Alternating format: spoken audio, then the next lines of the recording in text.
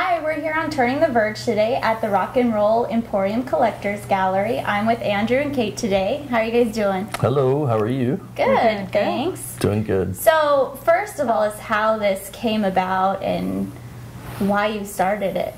The shop? Yeah, I hear it's a really interesting story. It's been a dream of mine for years to be in the music industry and to be about the music industry. So when Kate and I came out here to California from Texas several years ago, I happened into this place that was mostly just a piled boxes kind of an area. They were wanting to open. There were rock and roll remnants, but there were sex toys and all kinds of other accoutrement that we don't deal in now, but would probably be a good seller actually. But we went strictly to rock and roll since that was, you know, my dream. And so we did cut country out, we did cut rap out, and they're trying to trickle in still as we speak. But that's it. I mean, been in the industry my whole life, so it's a collection of my stuff, friends that I've met throughout the years, and sometimes people walk in with things, so we do consignment too. Awesome. So it's a joy that you guys share together, Oh, yeah. a common interest. Yeah, we've been in the music business, I guess, since we took lessons down the street from each other at the same piano teacher, and we're even on the same program. His grandmother found a program that we were both on the same piano recital together. So we've been making music since we were real little. And then, you know, when you get in the industry and you are in bands and in different performance mediums, you meet all these different people. And so this is a great gallery, a place where we can all put our collections together. And we have collections from, you know, Michael Anthony of Chickenfoot and Van Halen. We've got George Lynch's artwork. There's different musicians that we've been friends with or made friends with that have put their collections together in here, as well as music fans. One of the biggest collections we have right now is centered around the Doors and Jim Morrison. And it's kind of sad for me because my birthday happens to be the day that they discovered Jim was passed away. So, but what we like to do here with rock icons and people that inspired us is, instead of, you know, harping on the negative, celebrate their life and celebrate their accomplishments and celebrate their music. And so we're going to have a big memorial for Jim, like we did in Christmas time for John Lennon. Yeah, and totally. you know, have a party and celebrate what they did. And part of that means putting new musicians and new emerging artists together with, you know, the icons that we all love and dream about and inspired us. And so that's Is that going to be an open event? Anyone can come? Absolutely. Oh yeah, for sure. Yeah. Perfect. And what's the date on that? Do we know yet? We don't know yet, so you'll have to tune check in. back. Yeah, I'm sure you guys will know, so you'll have to tune back in. Perfect. So now, I know the question I'm sure everybody's dying to know is, what's the most rare piece that you have in this Emporium? Well, you know, it's going to depend on who you love the most. And frankly, since I could never decide who I love the most, that's why we did the shop too. But to me, it would probably be a Jimi Hendrix piece that's coming. It was a personal letter. That's not quite here yet. I think it's going to be here tomorrow. Handwritten pieces of people that have passed away long ago are very rare, hard to come by. The actual words to Burlesque, Burlesque Beat, have, you know, the handwritten lyrics from Jim Morrison on the wall. So poetry. We have some poetry from a private collection that, you know, he would just sit at Venice and write in these notebooks his poetry and then hand them out to people. And there was one woman who was in love with him, and she just collected all these things, and that collection has come to be available at this point. I'm sure it paid off. It might, you know, it might. We'll For her see. to be collecting. Oh, for her, Yeah. sure. No. Yeah, but you know, people collect for a lot of different reasons. Sure, and the rarity of the piece might be one thing, but you know, just to have something that was hand touched or was owned by, or, you know, for example, one of the things that is we're trying to talk this person into parting with is that Jim Morrison had a gold microphone, and it's in several known photographs, and that microphone I know the person who owns it. We're really trying to talk him into letting us show it. But artifacts like that. We had Elvis's hair. This is really kind of strange, but. How long was that in the shop for? It was in the shop for about 6 months, but the documentation, I mean, it was like 3 strands of his hair in this beautiful frame. Wow. But it had DNA paperwork. It was so that the thick. file was thicker than the hair. The file on the piece you were buying was bigger than the piece you were buying. So. Yeah. But that's important too, to know the provenance of things like that. But it was a little creepy. We decided, pieces of people probably wasn't what we wanted to be about. More, we'll more art. Leave that to the carnies and whatnot. But the thing that has become apparent to me is you can tell when someone is a seller of collectible items and someone that really loves the items. And we really want to celebrate, the fact that maybe they are worth something, but we want to talk about what happened at that time. Historical. Because, a lot of us, we weren't around, I didn't come around till late 60s, so I didn't get to see a lot of that. And I want to know, I want to see what it was like. So for you, it's almost more the historical than the music. You want to know what's behind that music. Kind of go hand in hand. That right there is definitely going to be hand in hand, because the music's so dear and, it's something I heard in the womb, and right out. So. What was the very first piece you had in here to get it all started from ground zero? Wow. I would say the very big exciting thing would have been Jim Morrison's autograph. Yeah. And we've now seen that more than I've ever seen it. Because we're putting together this collection. Yeah, because we're putting together the collection, so people are coming out. They're coming out with things, but that's to me, one of the coolest things. Because Riders on the Storm, I remember sitting in the floorboard of my mom's car and playing with it. My car's on the seat while we drove down the street listening to that. So music affects people like that. Yeah, definitely. Yeah. And what about you? What was your favorite piece that you've seen throughout the years? Wow. I probably think that is a tough question because I love it all. We've seen a lot too. We're dealers in these these pieces, but we love it. So it's hard for us. Like we almost cry when somebody buys something from us because we're like, oh, we'll never see that again. But I would say probably the Beatles. We got to basically premiere these photographs that nobody had ever seen before. Yeah. And there was a collection of photographs that were taken in 1968 at the Capitol Records building. It was the second to last concert that the Beatles ever did. And we got to premiere the collection of photographs last summer. And that was really special to me because we got so many conversations with Beatles fans, and it was before we were born. And he was born in '69, I was born in '70, so this is all about the same time that we came into existence. And so that music was playing, and it has influenced us from birth, basically. I think that's one thing that everybody wants to know is who they are, where they came from, and why. And I seem to find that in the music a lot of times. So. And why can we play all these instruments, and why does it? Some people, like some of our best friends, are just in awe because they have visual talent, but they can't sing a note or play an instrument. And why is it that Andy and I are so blessed to have that talent? I don't know. I enjoy doing it. So. And now, Andy, can you tell us all the instruments you can play? All that I can play, or all that I would try to play? Just put one in his hands. I would learn it. I would get it down if it would. I don't know. I've never tried the hammered dulcimer, but I would try it. What about the didgeridoo? Didgeridoo, I think I can handle that one. Definitely, because he was a trombone player. Yeah. So come on. Yeah. I've got a lot of hot wind for sure.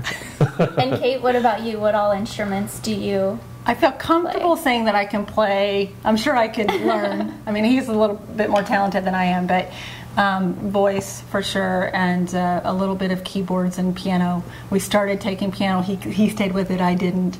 French horn and brass instruments, and then most recently bass and acoustic guitar, and then drums. She's a talented conga drummer. player too. So Yeah. when we first started playing together, she and I say first, the second time when we got back When together. we were adults. We actually got to open up for America, Yeah. the band, and it was a big thing for me because I had heard of them. You know, it was the Those- Wildflower Music Festival, but it was just her on a conga and me on a 12-string, and it was It was a big stage. it was a big stage, and It's a big deal for us, but it was a neat thing though. for those kids out there that don't know the band America, it's Horse with No Name. Dial in, learn it. Yeah. Now, you guys have been married for 14 years, Come November, 97, yeah, yeah. 19. so just shy of 14. yeah. Now, since you guys perform together, do you have a song that's your song that you guys just melt when you perform together? There was a duet that I wrote back in college that we play on the piano occasionally with the family and different So things. an original piece. Oh yeah, Oh, yeah. yeah. I try great, to that's great. stay mostly original, but we're all affected by what comes. Yeah, you know. definitely. Now, I know you guys do a lot of fundraising here and charity events. What's the next big one that's coming up, and how can our viewers get involved in it? That is a great question. It's a great question. There's two things that are actually affecting everybody right now. One is the Japanese effort that's going on with the Red Cross. We're not particularly doing anything with them right now, simply because of what's going on in Alabama. And we're trying to. Kinda I'm talking to shifted. some friends that I have in the southeast right now, and hopefully we'll get to work with them on something. So. We had an auction going on for the Japanese effort, and now we're switching it over to the tornado victims in the southeast. So, and that's on online. I mean, we'll hook you up with the website so they can get involved. But certain pieces that the collectors or the ones that we own, a percentage will go to that. And then what we'll start doing is we need to get our summer schedule done. It's May 1st. It's May 1st. It's time to get a summer schedule out. So We're musicians. We're a little behind. So. So Yeah. what is the website that our viewers can visit to help in that relief fund? You can click on from the homepage on the Rare Online, which is Okay, so The easiest. Our social network. www.rareonline.com. Yeah. Okay. yeah, and that'll help. Perfect. And we'll link you guys up with it too. So totally. Anyone famous gonna come on down for that event that you know or have planned yet? I don't know they all that. say they're coming, and some of them show up. Some do, some don't. They always surprise you, right? They do. absolutely do. Yeah, I don't know. It's early stage on that, so I wanna get the right people involved for sure. Yeah, Yeah, it's all about getting the right image for absolutely. the charity. Well, yeah, and and choosing a charity is a real important thing because you don't want. I mean, everybody gets tired of doing what they do in their jobs. Yes. We really want to go with someone that really is passionate about making something happen. And you can track the money too. That's the big thing. It's Yeah. important to know what's going on. I like Yeah. people to be transparent about where they're putting the funds because that's important for us and also our collectors. you know. Yeah, the people who are. But we do a donating. lot, and like you say, we do a lot of charity things. And there's often times when even a local charity like the high school, soccer program. team or the Or Apple whatever. program, whoever wants to do a charity with us, we're really open to that. And we can put together an event just for them, or we'll have a shop day where if they come into the gallery and everything that's sold that day, a percentage will go to the charity. Totally. So those are kind of Absolutely. day-to-day things, and. Don't have anything going on. Like Christmas was the last time we had something like that Right. going on for Chalk Children's. But yeah, we're trying to do as much as we can. And then, Facebook, that wonderful thing. I met a friend of mine that's with Feed the Children. So he and I have reconnected, and hopefully that'll flourish. Bring another- Yeah. Probably in the fall we'll do something with them. We'll see. That's great. That's great. So now, on the Rare Online, can anyone join that site? Oh yeah. Absolutely. We encourage anybody that loves rock and roll or wants everyone to know about their personal collection. Anybody that wants to upload photos just to say, hey, look what I got, or maybe they want to part with it, then yeah, absolutely. We're totally interested in everybody's collection. We do monitor memberships just because we don't want the spam. Nobody wants any spam. I don't want my members to Yeah. get spammed with garbage. It's you for know? rock and roll collectors and lovers of rock and roll, and if somebody's in there because they want to, resell their telephone or whatever. I don't know what it could be. And we just kind of look at the profile, you know, and why are you there? If you're there to network and share your collection, then absolutely we'll approve it right away. Absolutely, yeah. So to change gears a little bit, who has been your guys' favorite famous rocker or artist that has actually came into the Emporium? Wow, without hurting anybody's feelings, because everybody has big feelings in rock and roll and music, I gotta say that it'd be between Michael Anthony and George Lynch. But Michael came in and told me he was out of Van Halen, kicked out of Van Halen, and Before anybody. I didn't believe him, and I thought he was, you know, I didn't believe him, and but the longer the conversation went, the more I realized it was true, and so that was interesting. And but Chickenfoot's a great band. And I love Chickenfoot. Yeah, Sammy Hagar's got his new Everything book happens out. for a reason. So Yeah, so but I would say Michael has been the closest to us, and his guitar tech Kevin Dugan, which is. He is an amazing guy. He started with the James Gang when he was 16, and has been with everybody as a tech. You know, Beach Boys, tons of people. You know, Fleetwood Mac, Pat Benatar. But meeting Kevin was a big thing too, and he's just behind the scenes a lot of times. But if you don't know Kevin Dugan's name, you're not in the industry. And the behind-the-scenes ones are the ones that always have the best stories, right? Absolutely. Can you share any good stories? You go. I don't know. Well, I'll share a story that happened with George Lynch. Okay. That happened right here when he was premiering his artwork here. And he actually brought a three-piece band, and they set up and played Tooth and Nail right here in this little place. Wow. And we thought the walls, good thing we're all, you know, when that happened, I knew this was, because the walls were shaking. It was awesome. It was awesome. That was great. One of our collectors who's in a band actually got to sit in and sing with them, so it was like a rock and roll fantasy camp. Then he bought the guitar. And he bought the guitar. One that George actually made. Yeah, you know, that he a handmade guitar. And it was so a big deal.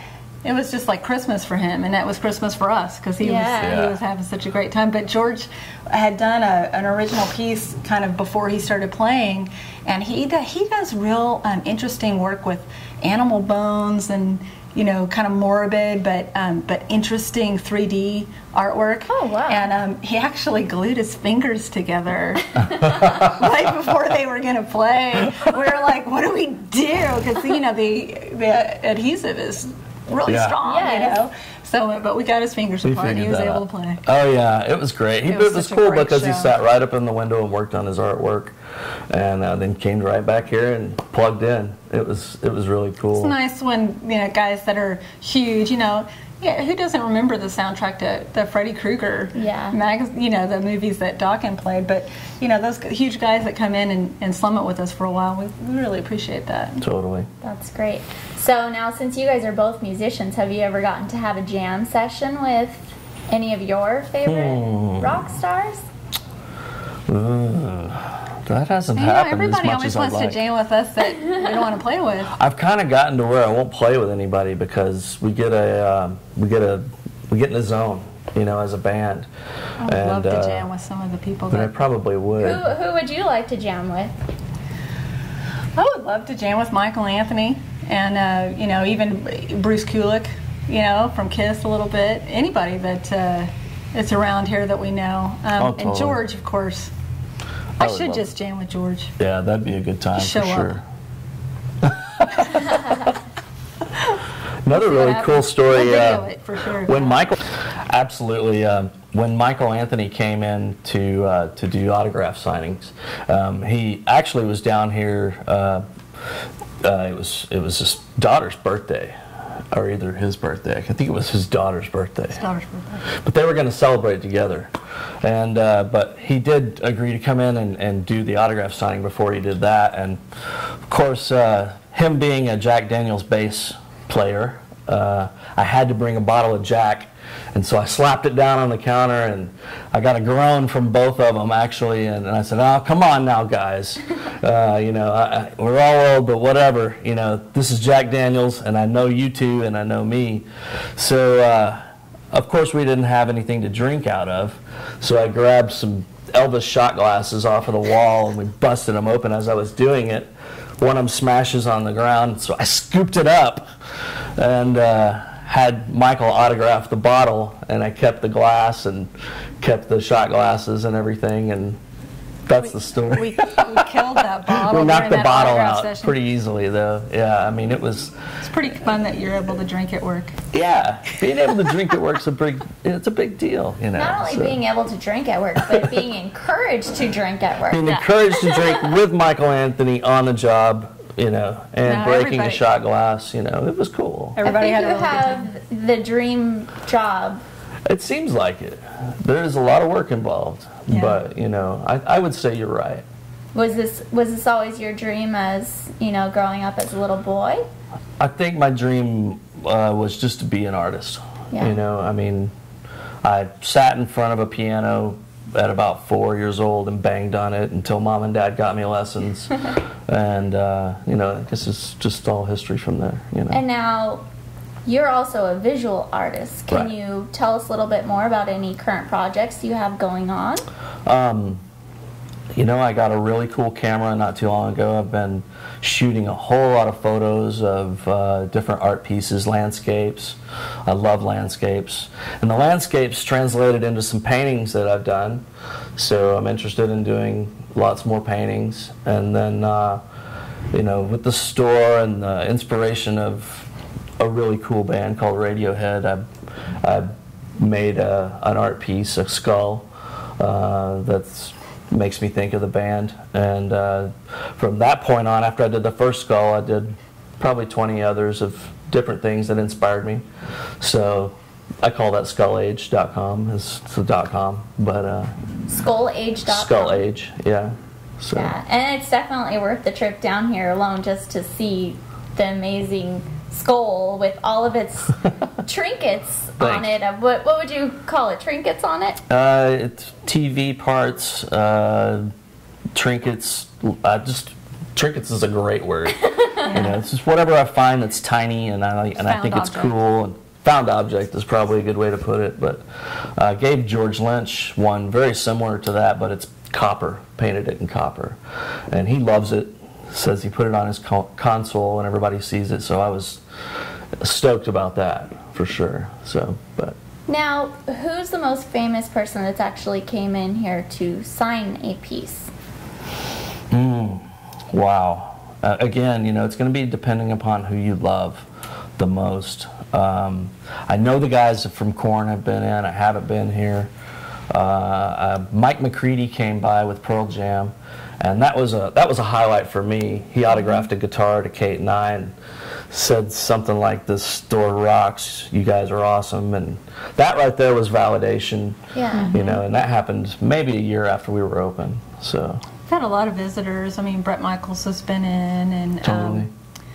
then we've CC had DeVille's been by. CC DeVille came in and signed for us, and geez. A lot of people pop in and they try to be inconspicuous so they can't be, you know, found out. And I really encourage my employees to stay up on their websites and know what they look like now versus what they looked like in 19 whatever. Yeah, Steve Miller's a prime example. He's been in a number of times. And I love him, and Dean I Torrance would love to from meet Jan him. and Dean. Dean Torrance is around for we're sure. sitting here looking at their record albums when they were, you know, 17 and 18, and we don't look that way anymore, you know. So, right. We have to be cognizant of who's around. But a lot of just the Southern California rockers have been in, and then we've had a lot of up and coming bands that are on tour that'll pop by, and we're very appreciative of those bands popping by too. Because we missed the Golden Bear Cafe, you know, which used to be across the street. I never got to see it, but I hear all the wonderful stories about how everybody played there, from Janis to, of course, Jim Morrison. Got really cool photos of Van Halen saying that they were going to be a big band, and you know, it's just cool history. See, the Golden Bear used to be a place where people would showcase or practice their shows before they'd take them out on national tours. So it was kind of like the Coach House is today, but it was here in Huntington Beach, and it was a 300-room stage, very, very small, very intimate, and they had a lot of huge names that played there. And actually, one of the first Weiland murals was painted on the side when he was in high school. It was a B.B. King. Yeah, it was kind of more like, it wasn't like a whale photo. It was no whale. Yeah, it wasn't a whale photo at all. Oh, wow. Yeah. That's great. But, you know, cities improve and develop, and so that building was torn down and made room for where HSS is now. And, you know, we'd love for a venue like that to come back to Huntington Beach. Absolutely. That would be outstanding. Absolutely, yeah. Until then, we'll celebrate it through the art and the photography and all that stuff. Well, and also until then, we'll continue to love the Galaxy and the Coach House and all those smaller venues. The venues that are around here locally. You know, we want to help support everybody. Yeah, definitely. Community support is always the key. And the Brixton, for sure. We love that. Up in if you haven't been up there, it's a really nice room to see a nice band in. Great. Yeah.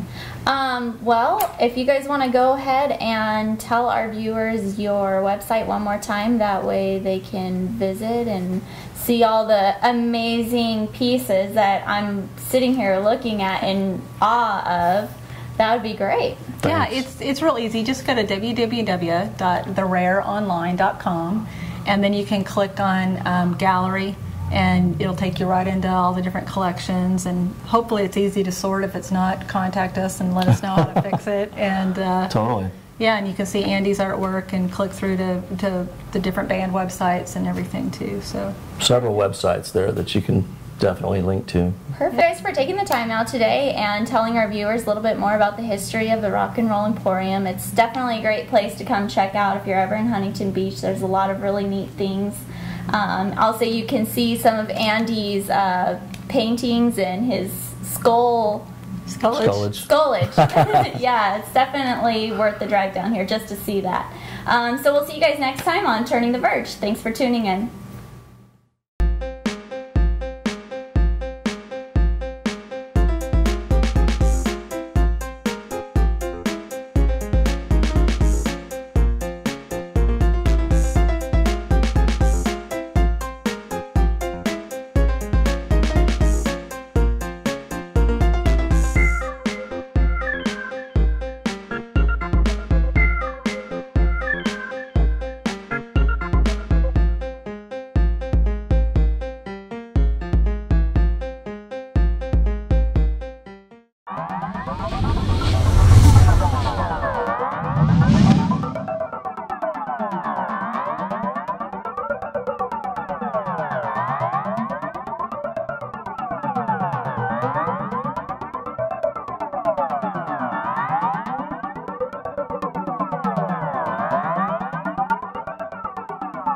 Like to be on the next episode of Turning the Verge? Well, visit our website at www.turningtheverge.com, and who knows, maybe I'll be interviewing you.